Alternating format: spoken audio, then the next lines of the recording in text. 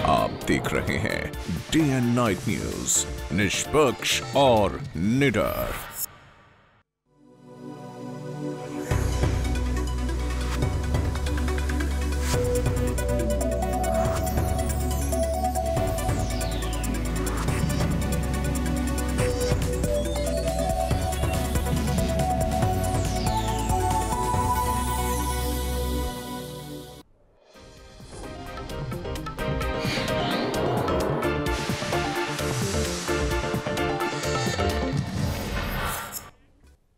नमस्कार, day and night news के Hindi bulletin में आपका स्वागत है। मैं हूं दीपिका गुलाटी और खबरों की शुरुआत करते हैं खास खबरों से। संसद का बजट सत्र आज राष्ट्रपति प्रणब मुखर्जी के अभिभाषण के साथ शुरू हुआ। इससे पहले प्रधानमंत्री नरेंद्र मोदी ने बजट सत्र के अच्छे रहने की उम्मीद जताई। कल और परसों अभिभाषण पर चर्चा होगी। अभिभाषण के दौरान सरकार की उपलब्धियां और एजेंडे को बताते हुए राष्ट्रपति ने कहा कि सबका साथ सबका विकास सरकार का मकसद है। समय के सबसे विवादित मुद्दा भूमि अधिग्रहण कानून के बारे में उन्होंने कहा कि यह किसानों के हित में है।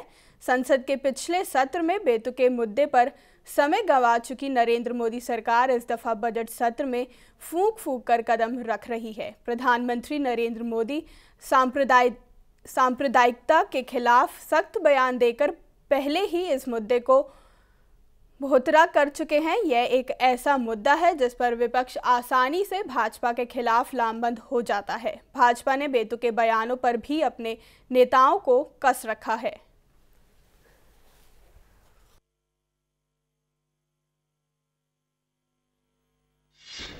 Honorable members, Shramik is the backbone of our economy.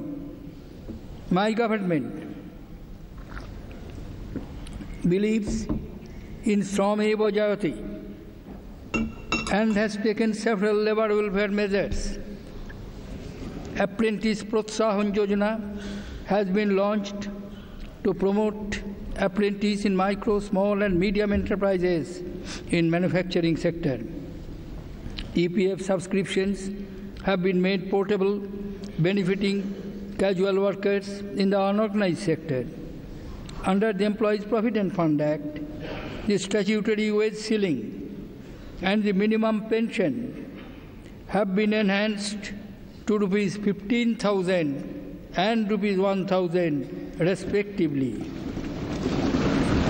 While my government is fully committed to expand the job market and to promote the welfare of workers, it is also committed to bringing in transparency and accountability in enforcement of labor-related regulations. To this end, Shram Subhidha portal has been launched to ensure ease of doing business by allowing industry to register online and file a simple online return instead of 16 separate returns. A transparent online inspection schemes has been launched. Recent amendments to the Apprentices Act 1961 have made the legal framework friendly to both industry and employable youths. Honorable members, legal reform is one of the priorities of my government. My government believes that governance and reforms are combined effort of Team India consisting of Parliament, Union Government, state legislatures, state governments and the people of India. आज से संसद का budget सत्र शुरू हो गया है। सत्र शुरू होने से पहले पीएम नरेंद्र मोदी ने सभी दलों से सहयोग की अपील की। पीएम की ओर से जारी किए गए बयान में मोदी ने संवाद की जरूरत पर जोर दिया। पीएम मोदी ने कहा कि भाजपा सरकार के लिए यह पूर्ण समय का अवसर पहली बार आया है। पीएम ने कहा कि लोकतंत्र के इस मंदिर में संवाद हो, हर विषय पर गहराई से बहस हो और इस मंथन से अमृत निकले जो देश के गरीब से गरीब के काम आए।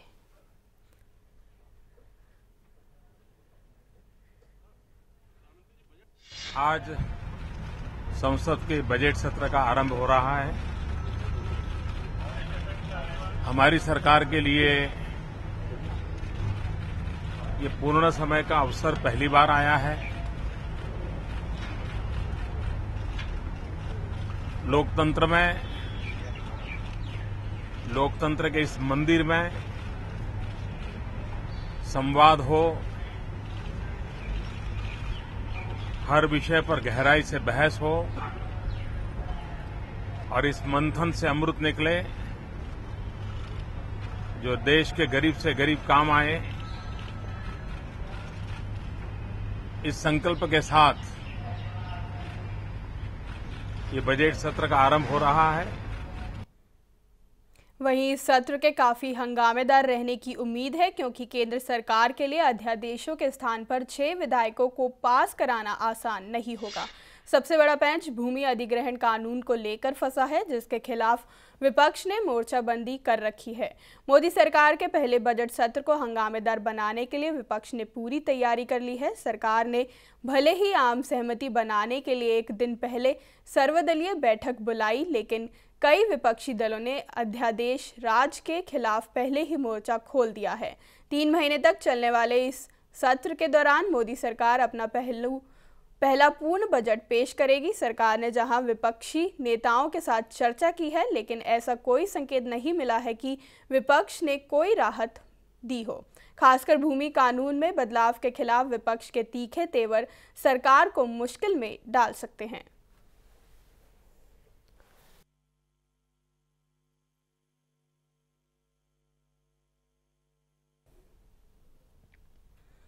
साल बदले, सरकार बदली और इस सब के बीच जंतर मंतर पर एक बार फिर समाज सेवी अन्ना हजारे हुंकार बनने जा रहे हैं।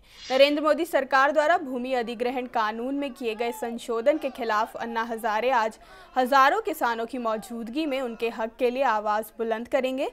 इससे पहले वर्ष 2011 में अन्ना ने जंतर मंतर से जन लोकपाल की मांग को लेकर आंदोलन किया था। वैसे इस बार भी अन्ना जन लोकपाल की मांग करेंगे। जंतर मंतर पर 2 दिवसीय इस प्रदर्शन को लेकर तैयारियां तेज हो गई हैं।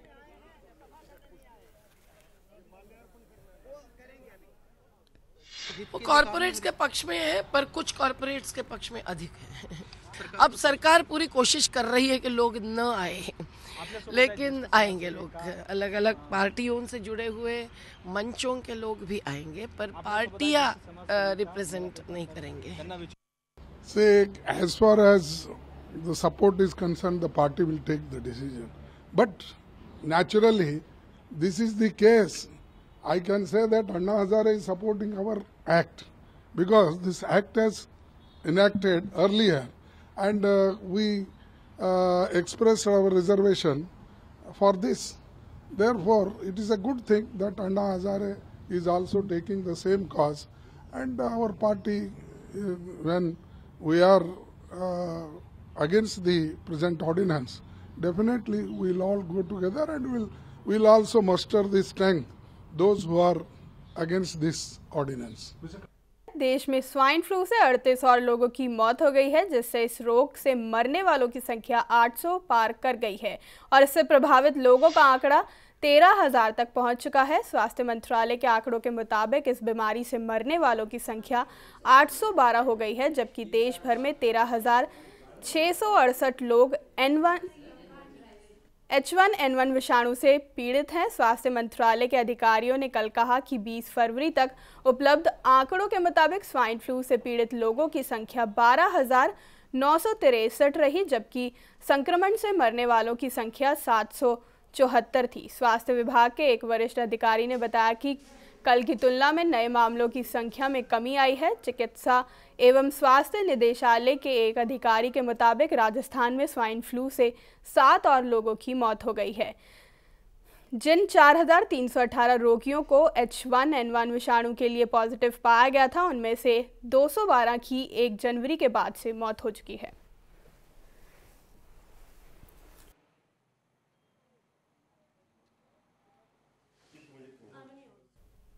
उधर पंचकुला में एक और स्वाइन फ्लू का मामला सामने आया है। बताया जा रहा है कि पिंजौर की रहने वाली 3 वर्षीय बच्ची स्वाइन फ्लू की मरीज है।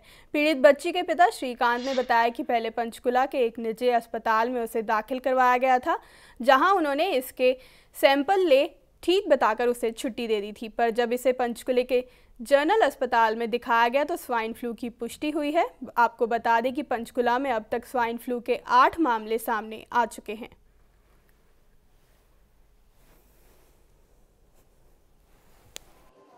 कफ कोल्ड का प्रॉब्लम था तो उसके लिए हमने डॉक्टर SL लाल जो हैं कालका में, उनको ट्रीटमेंट करवा रहे थे। और फिर उसके बाद उन्होंने बताया कि निमोनिया है, तो उसका लास्ट 15 डे पहले भी निमोनिया का रिपोर्ट हुआ था।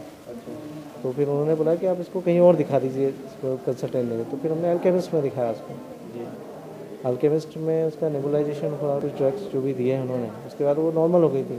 कल डिस्चार्ज कर दिया, बट 19 को उन्होंने सैंपल लिए थे swine flu and other test के लिए। तो स्वाइन फ्लू का आज जो भी रिजल्ट आया, तो मतलब गवर्नमेंट बॉडी हैज़ कॉल्ड अस कि भाई आपकी बेटी का पॉजिटिव आया।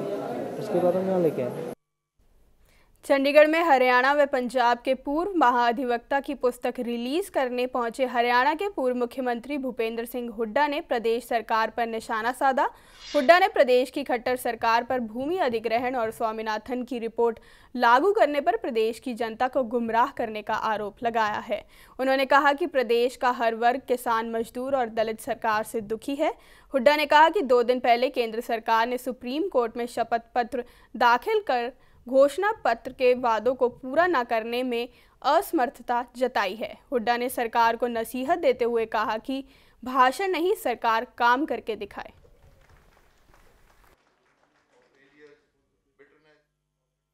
लंबा मेरा उनसे अपना एक ताल्लुकात रहे हैं। 45 वर्ष से ऊपर हो गया है जब से हाई कोर्ट में वकालत करने के लिए आया था। बहुत इज्जत उनकी पहले आने वाले दिनों में ही देखी थी कि वहाँ हाई कोर्ट में कैसे उनकी इज्जत सभी लोग करते हैं। प्रेसिडेंट बने थे उस वक्त वो बहुत वर्ष पहले हाई कोर्ट बार एसोसिएशन के, और उस वक्त से लेके आज तक मेरे लिए तो निजी तौर पे वो एक बहुत बड़े गाइड के तौर पे रहे हैं। हर बात पे, हर ज़रूरत पे सपोर्ट किया है, और चीज़ पे जगह जगह कैसे अपने ज़िंदगी का अनुभव जो उनका था उसके हिसाब से बताते रहे हैं। और आज जो उन्होंने ये किताब में अपने जीवन का उसमें चर्चा किया है, क्या उनके अनुभव हैं, वो सभी के लिए सचमुच ही बहुत लाभदायक होंगे। उनका तजुर्बा और जिस प्रकार का उस समय सामाजिक जीवन या राजनीतिक जीवन, अपने पारिवारिक जीवन के बारे में जो लिखा है इन्होंने, किस तरह से वकालत शुरू की, किस शहर से आए, बच्चे अच्छे परिवार से आए और ऐसी जगह से आए जहाँ महाराजा रणजीत सिंह का जन्म हुआ, और उन्हीं संस्कारों में आगे गए। और यहाँ पर जब यहाँ उन्होंने प्रैक्टिस शुरू की पटियाला के बाद, तो बहुत कम वकील थे, तो इन्होंने अपना ईमानदारी, इंटेग्रिटी और देशभक्ति, क्योंकि इनके पिताजी भी स्वतंत्रता सेनानी थे, देशभक्ति का देते हुए। कुरुक्षेत्र के गांव बड़शामी में देर रात को एक नाबालिग के साथ गैंग रेप का मामला सामने आया है। बताया जा रहा है कि देर रात को एक नाबालिग के साथ कुछ युवकों ने रेप किया। मामला सामने आते ही लाडवा पुलिस हरकत में आई और पीड़ित के बयान पर मामला दर्ज कर जांच शुरू कर दी है। जांच अधिकारी ने बताया कि आरोपी युवकों ने गांव बड़शामी की एक नाबालिग को उसके घर के पास से 3 युवक उठा कर ले गए और पास ही किसी दुकान में उसके साथ दुष्कर्म किया। पुलिस ने पीड़िता का मेडिकल कुरुक्षेत्र सिविल अस्पताल में करवाया और आरोपी युवकों के खिलाफ मामला दर्ज कर मामले की जांच शुरू कर दी है।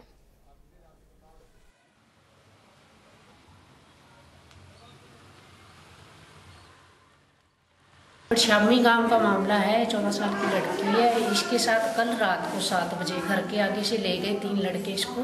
पहले इसकी टांग पे चोट मारी, फिर पास में ही एक शटर वाली दुकान है हाउस टाइप, उसमें ले गए। तीनों ने बारी बारी इसके साथ गलत काम किया, जो FIR दर्ज कर दी, मेडिकल करवा दिया, शीघ्र ही सारे अंदर। जी अभी किसी की गिरफ्तारी वगैरह हुई है? नहीं, अभी तक नहीं हुई, पर जल्दी ही अरेस्ट हो जाएगी। अपना नाम बता। रमनदीप। हमीरपुर में हिमाचल प्रदेश ग्रामीण बैंक अधिकारी संघ एवं कर्मचारी महासंघ की बैठक में ग्रामीण बैंक प्रबंधन के द्वारा अधिकारियों व कर्मचारियों को प्रताड़ित करने का आरोप लगाया गया है और उन्होंने उसको लेकर रोष प्रकट किया है। इस दौरान संघ ने कहा कि प्रदेश के चेयरमैन प्रदेश सरकार की कठपुतली बने हुए हैं और मनमाने ढंग से बैंक के अधिकारियों व कर्मचारियों पर निर्णय थोप रही है। वहीं बैठक में हरियाणा की तरह हिमाचल प्रदेश के भी बैंक के चेयरमैन को तुरंत बर्खास्त करने की मांग की गई है। हिमाचल प्रदेश ग्रामीण बैंक का जो प्रबंधन है वो यहाँ के अधिकारियों और कर्मचारियों की मांगों के ऊपर बड़ा उदासीन रवैया बनाए हुए है। हमारे 9 पदाधिकारियों के ऊपर मैनेजमेंट ने वैमनस्यपूर्ण भाव रखते हुए उनके ऊपर न्यायालय में मुकदमे दायर कर दिए हैं ताकि हम ट्रेड यूनियन एक्टिविटीज़ को क्रश कर सकें। फिर इसी प्रकार से जो यहाँ के क्लास 4 के स्वीपर लोग जो भर्ती किए गए हैं उनको वर्तमान बैंक अध्यक्ष सतीश चावला ये कह रहे हैं कि ये हमारे बैंक के कर्मचारी नहीं हैं, और इतना ही नहीं तो उन्होंने जो उनको उनके खातों में उनके बेचेस की सैलरी की पेमेंट हो रही थी वो भी अभी जनवरी माह में परिपत्र जारी करके बैंक के प्रबंधकों को ये आदेश जारी किए हैं कि इनको आपने खुद पैसे निकालने हैं बैंक के खाते से और इनके कहीं भी साइन नहीं लेने और इनको कैश देना है। बिलासपुर जिला में पोलियो दिवस के मौके पर पोलियो बूथ पर लोगों की भीड़ देखने को मिली, जहां पोलियो की दवाइयां बच्चों को पिलाने के लिए लोगों की भीड़ देखी गई। वहीं स्वास्थ्य कार्यकर्ता संजीव शर्मा ने कहा कि हर बार की तरह इस बार भी पोलियो की ड्रॉप बच्चों को पिलाई जा रही है, जिसका लाभ लोगों द्वारा उठाया जा रहा है। स्थानीय लोगों का कहना है कि पल्स पोलियो अभियान के तहत उन्होंने अपने बच्चों को हर बार की तरह इस बार भी पोलियो की ड्रॉप पिलाई और यह सरकार की एक मुहिम है जिसका फ़ायदा हर किसी को उठाना चाहिए और अपने देश को पोलियो मुक्त बनाना चाहिए।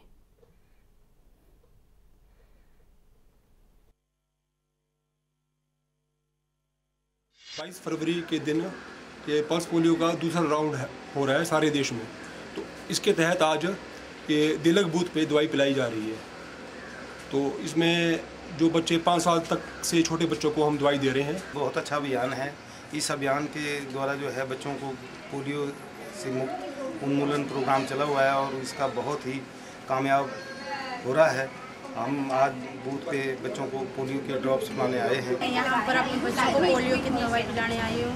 हाँ जी। और जब भी बूथ लगता है तो पोलियो की दवाई पिलाती हूँ, पिलानी चाहिए वैसे।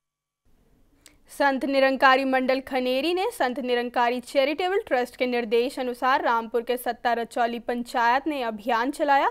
इससे पूर्व निरंकारी मंडल के लोगों ने खनेरी से चूहाबाग तक रैली निकाली और लोगों को जागरूक किया। रैली के दौरान पेड़ लगाओ विश्व बचाओ के नारे लगाते हुए लोगों को पर्यावरण संरक्षण का भी पाठ पढ़ाया गया।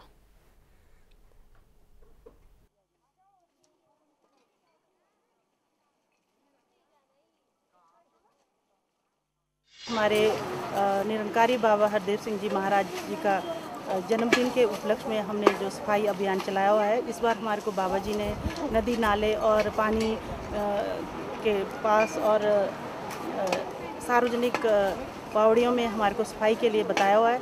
तो हम आज इस बार रचौली पंचायत के अंतर्गत आता है, यहाँ चूहाबाग में सार्वजनिक ये बावड़ी है, इसकी सफाई करने के लिए हम सभी भाई बहन आए हैं। आज हमारा ये जो सेवा लगा हुआ है यहाँ पे, ये सफाई अभियान के तहत हमारे आदरणीय बाबा जी का जन्मदिन कल मनाया जा रहा है। तो उस उपलक्ष्य में ये जो आज का जो कार्यक्रम रखा गया है, ये वर्षों से चला आ रहा है ये कार्यक्रम, और हमारा यही उद्देश्य रहा है इस मिशन का कि हर जगह साफ सफाई हो और इस देश को सुंदर बनाए, इस प्रदेश को सुंदर बनाए और हर मानव सुंदरता की ओर जाए। रामपुर के विश्राम गृह परिसर में विभिन्न विभागों के कर्मचारियों और कामगारों की बैठक हुई। बैठक की अध्यक्षता इंटेक के रामपुर अध्यक्ष कुशाल शर्मा ने की। इस दौरान बैठक में कर्मचारियों और मजदूरों की समस्याओं पर चर्चा की गई। बैठक के बाद सर्वसम्मति से नई कार्यकारिणी का भी गठन किया गया, जिसमें सम्मति से प्रताप चौहान को प्रधान और मोहन लाल को महासचिव बनाया गया।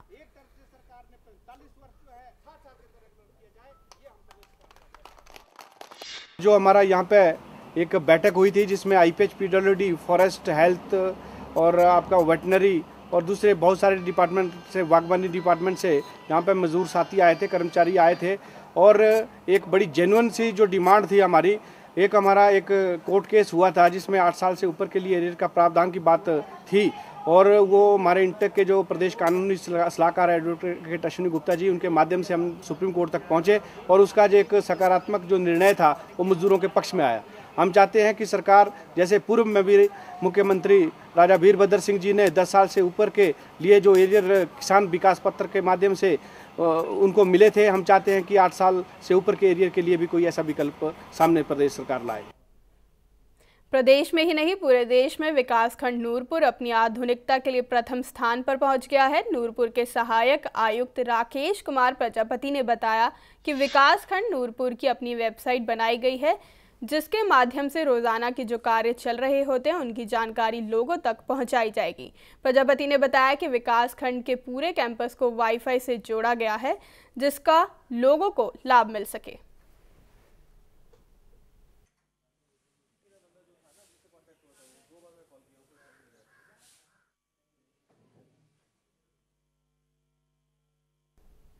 जम्मू कश्मीर में पिछले साल आई बाढ़ के घाव से लोग अब उभरने लगे हैं। श्रीनगर में आयोजित एक कार्यक्रम में आपदा के समय लोगों की जाबाजी और बचाव कार्य में मदद के लिए लोगों को याद कर उनका अभिनंदन किया गया।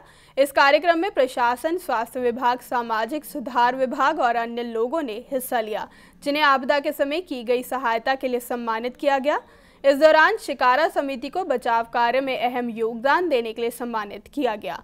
वहीं इस सम्मान समारोह में स्थानीय युवाओं द्वारा संगीतात्मक अभिनय की प्रस्तुति की गई।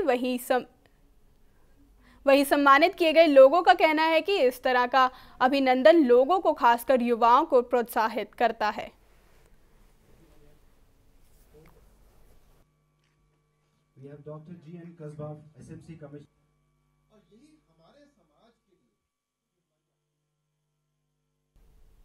हिंदी समाचारों में अब तक के लिए बस इतना ही। नमस्कार। खबरों की दुनिया में आइए, हमारे साथ कहीं भी और कभी भी जुड़िए। हम मिलेंगे फेसबुक पर, हम दिखेंगे यूट्यूब पर, हमें फॉलो कीजिए ट्विटर पर।